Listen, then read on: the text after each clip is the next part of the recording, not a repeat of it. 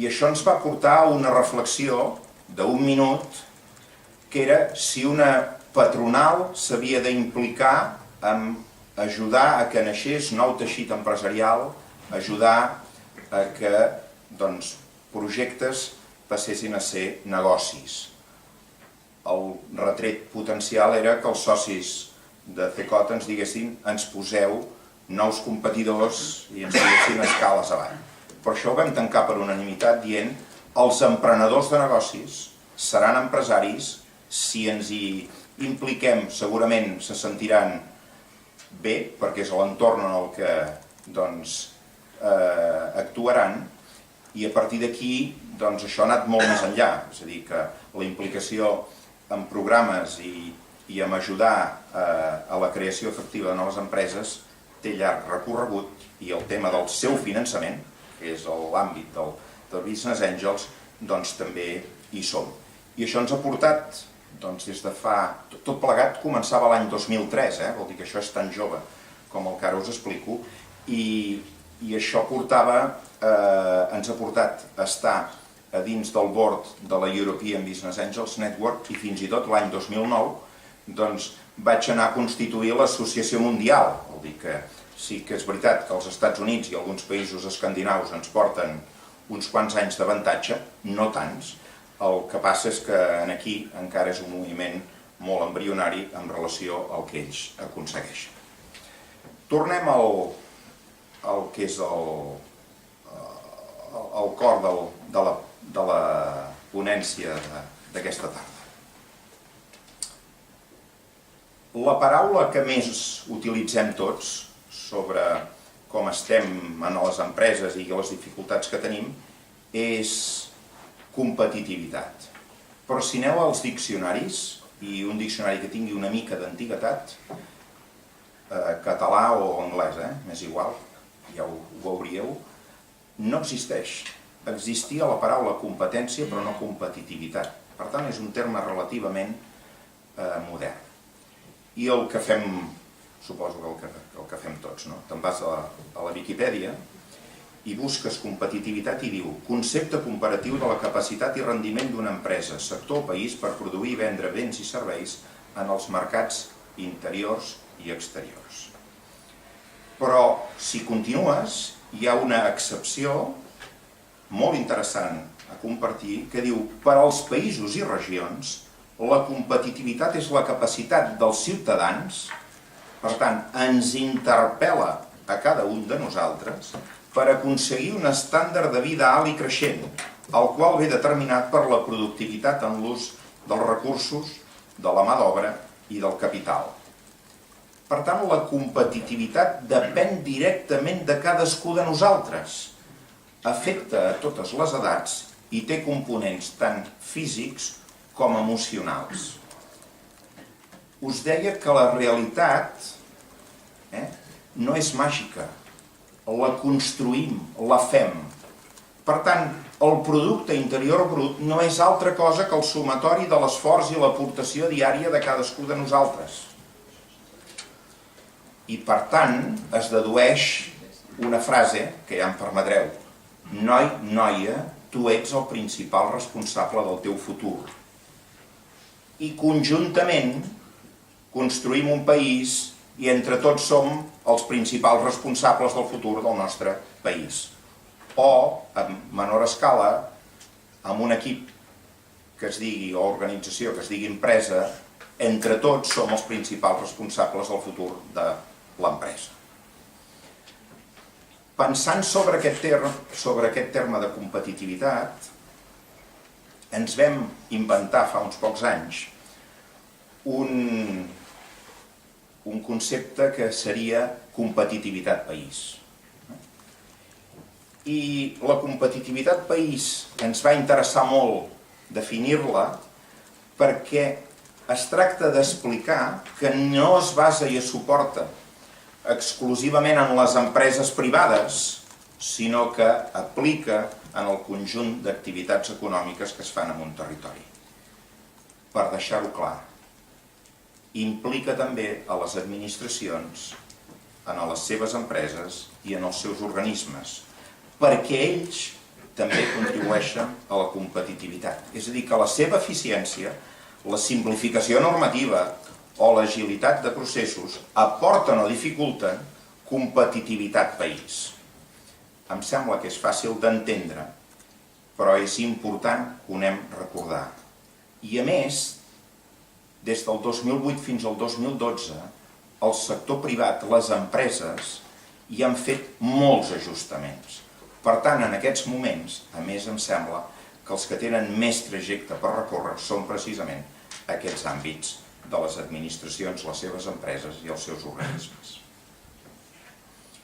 Com que portem 5 anys molt complicats, jo ja em nego a parlar de crisi, sinó de nou paradigma, fa uns quants anys, amb una trobada empresarial, ens van preguntar, penso que érem 2 ponents, any light at the end of the tunnel?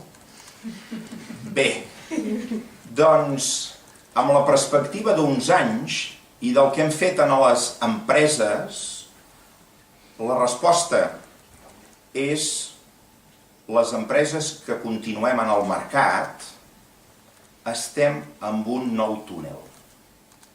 I és un túnel en el que hi hem arribat en base a 4 Is transcendents. La I d'intuïció, que vol dir veure abans o veure més lluny que altres. La I d'il·lusió, que és sinònim de sacrificis, des de fa uns quants anys. Il·lusió, però sinònim de sacrificis. La I d'innovació, en el sentit més ampli i evidentment incorporant també la pròpia gestió de la companyia, no cal dir processos, productes. I la I d'internacionalització. És veritat, dormim moltes menys nits a casa. Per tant, internacionalització. I les empreses, en aquest túnel, la llum que veuen és la dels mercats, la de la competitivitat, la del futur. I avui te n'adones, a Catalunya i a Espanya, que hi ha encara un túnel vell. Aquí hi ha una cohabitació.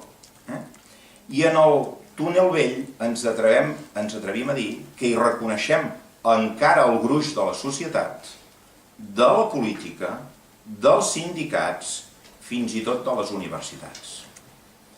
I el gran repte és tots cap al nou túnel. Bé, explicat això, aterro una mica a explicar-vos algunes dades sobre el teixit empresarial, productiu a Catalunya. L'univers empresarial té en general el següent perfil. 18 de cada 20 empreses, el 90%, té 20 o menys treballadors. 11 de cada 20 en té només 2 o 1 de treballadors. Per tant, explicat d'una altra manera, la dimensió microempresa, que és fins a 10 treballadors, suposa el 90% de les empreses i el 60% de l'ocupació.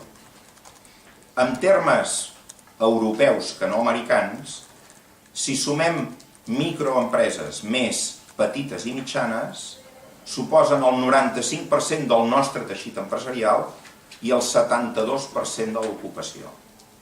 I la dimensió gran o molt gran empresa, 5% del teixit empresarial i el que falta, doncs, d'ocupació. Aquesta radiografia, comparada amb l'economia del Japó, és pràcticament similar. I sabeu on està la gran diferència? En què la gran i molt gran empresa catalana també serveix per a Espanya, té poca dimensió relativa. La molt gran empresa japonesa és molt gran. I aquesta és la principal diferència entre el nostre teixit empresarial català i el japonès. Altres dades. Catalunya dins d'Espanya, segur que molts les teniu molt presents, 16% de la població, 19% del producte interior brut, 29% de les exportacions. Per tant, una economia molt oberta, una economia molt exportadora. I perquè sigui molt exportadora, Marta, hem de tenir un teixit empresarial molt manufacturer. I fa molts pocs anys vam demanar a la Universitat de Barcelona, amb un equip de professors de la Facultat d'Economia, que ens fessin un estudi del que anomenem nova indústria. Nova indústria era, si jo faig memòria, fa 30 anys enrere, a la fàbrica de la família, hi havia tots els operaris de procés, però més hi havia els de manteniment, els xofers per als camions i les furgonetes, la porteria, no sé si el jardiner. Tot aquest personal avui no està a les nostres empreses, ho hem exterioritzat. Per tant, el concepte nova indústria era preguntar-nos què suposa en el valor afegit brut català la indústria extractiva, la manufacturera i els serveis directament vinculats. La resposta espero que us reconforti a mi del tot perquè em sembla una gran fortalesa país. Suposa el 52% de l'ocupació i el 59% del valor afegit brut. Torno a repetir, concepte nova indústria, indústria extractiva, manufacturera i serveis directament vinculats. Per arribar fins al 100, ara m'hi ha en suma, perquè hi afegeixo el que queda de construcció. Serveis purs, sector primari i turisme, i dius, bé, home, això suma 100 i em sembla que tenim unes bases molt sòlides. Per una banda, perquè tota Europa s'està reindustrialitzant. Per l'altra, perquè lliga amb la tradició catalana, revolució industrial. I per una altra, perquè si un dia em pregunten, com ja m'ha succeït, si Espanya se parece a Grècia, jo contesto Catalunya a Alemanya. És que és exactament això, El que passa que Alemanya, amb un nivell de valor afegit molt superior al nostre, o superior, però tenim una economia més semblant a la d'Alemanya que no a una altra. De totes maneres, tinguem clar que hi ha tot un context legal que ens afecta el dia a dia de fer empresa, que és el context legal espanyol. Faig aquesta introducció per explicar que ja fa bastants anys que faig servir un estudi del Banc Mundial que es diu Doing Business, que us recomano. Per internet el trobareu en diversos idiomes, en català. Aquest estudi el fan cada any, analitzen, ara crec que el del 2013 són 185 països, i en base a 10 grans àmbits, el que intenten és explicar si és un país on és més fàcil o més complicat fer activitat empresarial. Espanya retrocedeix en el rànquing, perquè més, com que tot això ho porten des de Washington, ja sabeu, al final hi ha d'haver-hi un top, aquí és un top 20 i un top 30 a vegades, però Espanya ja ha caigut d'aquest rànquing, i hi havia estat, no fa tants anys. Per què succeeix això?